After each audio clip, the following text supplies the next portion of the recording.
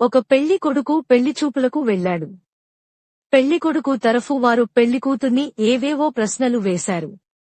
అన్నింటికీ ఓపికగా సమాధానాలు చెప్పింది. మొత్తానికి అమ్మాయి నచ్చిందని ముహూర్తాలు పెట్టుకుందాం అనే వరకు జరిగిపోయింది. అంతా పెళ్లికూతురి ఇష్టాయిష్టాలతో పనిలేకుండానే. అయితే పెళ్లికూతురు బాగా చదువుకున్న అమ్మాయి.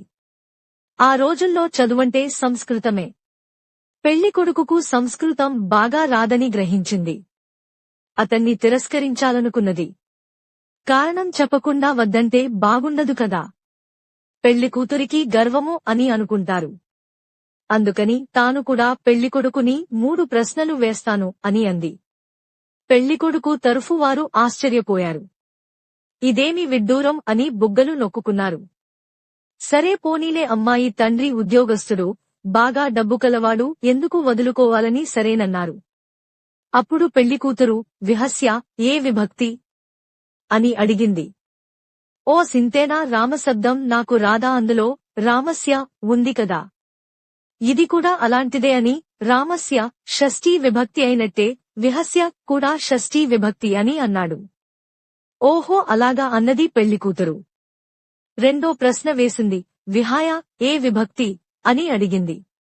రామాయ అనే పదంలా విహాయ కూడా చతుర్థీ విభక్తి అని చెప్పేశాడు. పెళ్లికూతురు ఏమీ మాట్లాడకుండా మూడో ప్రశ్న వేసింది.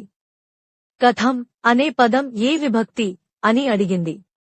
పెళ్లికొడుకు ఆనందంతో రామం అనేది ద్వితీయ విభక్తి కనుక కథం కూడా ద్వితీయ విభక్తి అని చెప్పాడు. అన్నీ సరిగానే చెప్పాను కదా అని గర్వంగా చూశాడు. కాని పెళ్లికూతురు నేను ఇతన్ని చేసుకోను అంది. అందరూ నివ్వెరపోయారు. కారణం అడిగారు. అప్పుడు చెప్పింది పెళ్లికూతురు. విహస్య అంటే నవ్వి అని అర్థం, అది అవ్యయం.